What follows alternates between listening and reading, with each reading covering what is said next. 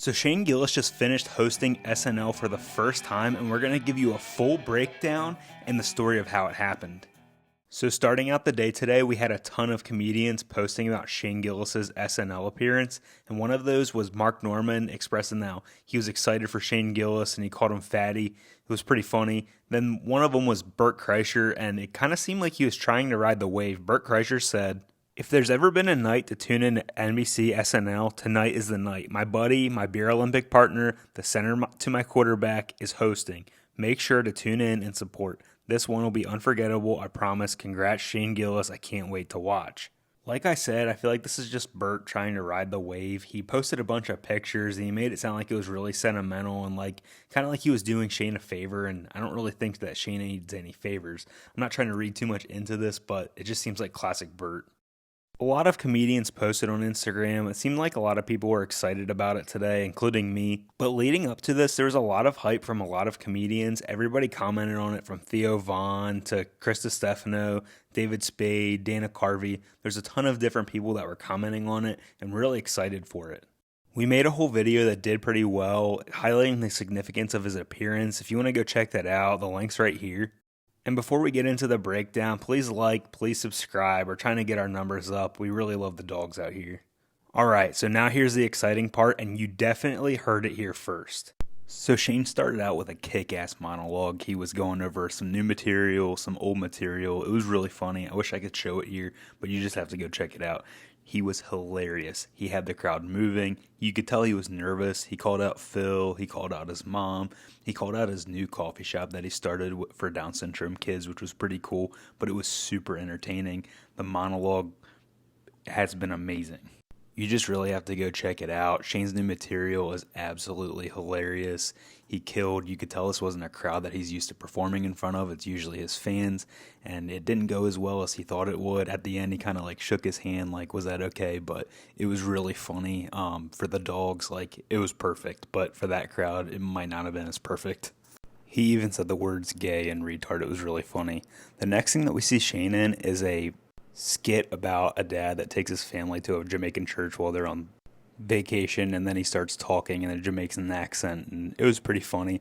The next thing that we saw was Shane in a sports gambling ad that was pretty funny. It wasn't probably the best one ever, but it's pretty cool to see him in SNL and doing a good job, and he's extremely entertaining. He's a total natural at this stuff, and it's a real shame that they fired him. The next one was pretty funny. It was an HR thing for a corporate headquarters, and Shane kept trying to hit on the women there, and they kept telling him that he wasn't allowed to ask anybody out, and he said that he was going to take a rain check on some of them. Everybody chipped in, and it ended up being a really funny thing. It really showed Shane's comedic ability, and it showed how good he is at sketch comedy, and he's actually a pretty good actor. Some of these are hard to explain because you really just have to see them. Some of them aren't funny, but the next one that we're going to talk about is this one where Shane got Trump shoes, and it was like the movie Like Mike, and when he put on the Trump shoes, he turned into Trump. He showed Case's Trump impression. It was really funny. It was really cool to see him do that on SNL, and it was a perfect way for them to showcase how talented Shane is at the Trump impression.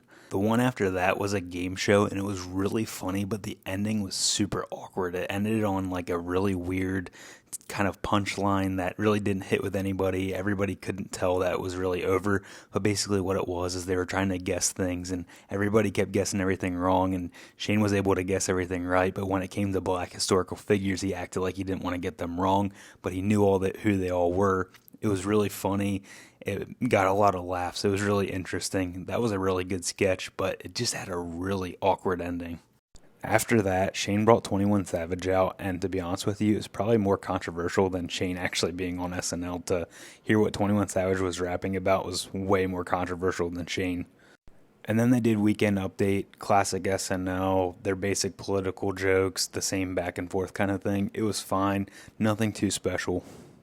Shane did another one that was pretty funny. It was about him having a you-know-what kind of doll and advertising it and having customer reviews. It was pretty funny. It was interesting. I have some opinions on all of this that you're going to get to shortly, but let's get through the rest of the sketches first.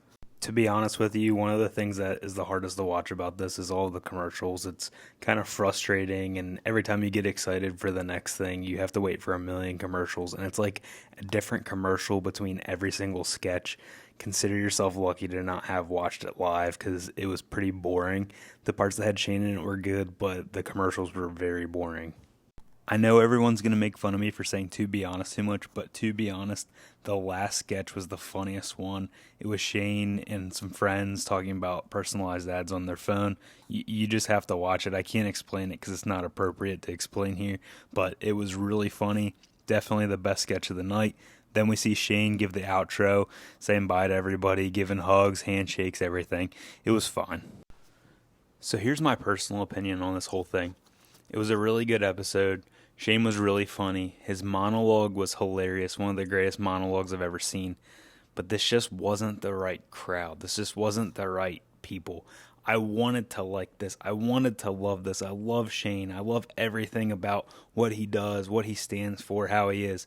But SNL, I just don't think that that's his crowd. Shane was really funny, don't get me wrong, but one of the things that they should have done that they didn't do is give him more characters. They made him as just a basic white man for every single sketch, and they just made him be the natural stereotype for what a white man is. And, it had its funny parts. It was pretty funny, but Shane is really good at characters. He has some amazing, funny characters, the Guy Fieri. Even if they brought him in as Trump for one time, and that was really funny. Just everything that Shane does is usually very funny. All of his sketches, all of his characters he plays were really funny, but they put him as like almost the same guy for every single one, and it just didn't land. It just wasn't super funny. It wasn't what everyone was expecting. It wasn't what all the hype was about. It would just kind of fell flat at points. And I don't think it was due to Shane. I think it was due to the writers. It was just classic SNL sketches. Everything that you expect from SNL, all of the same thing over and over and over again, all of the same premises that SNL's been doing for years, and it just wasn't Shane. If they would have let Shane and McKeever or Shane and Matt write these sketches, they would have been hilarious because they would have had really funny punchlines. And to be honest with you, the last sketch that they did, I feel like it was written by Shane. It had Shane written all over it. It sounded like something that Tim Robinson would have wrote. If you know who Tim Robinson is, who does I Think You Should Leave Now, which is really funny. You should check that out. But it seemed like a Tim Robinson style kind of sketch, and it seemed like Shane probably even wrote it. But most of the other ones was just basic SNL nonsense. The monologue was funny. The cold open was not funny at all. Weekend Update, not funny at all. But Shane's monologue hit. The last sketch hit. Everything else was fine. I could take it or leave it. But Shane did a really good job with what he was given. I don't think he was given a lot. I feel like he was just given this basic role to play over and over and over again every single sketch, and it just wasn't amazing.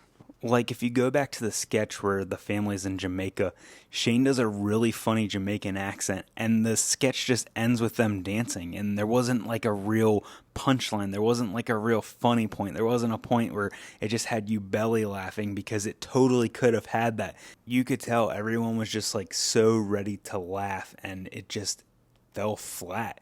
The game show one, really funny, was kind of hitting all the funny parts. And then the end was just like, what the heck am I watching? This makes no sense right now. I wanted to love this. I wanted to have a glowing review of this. I wanted to be excited about it. And I am at points. Shane was really funny, and I keep saying that, but he really was.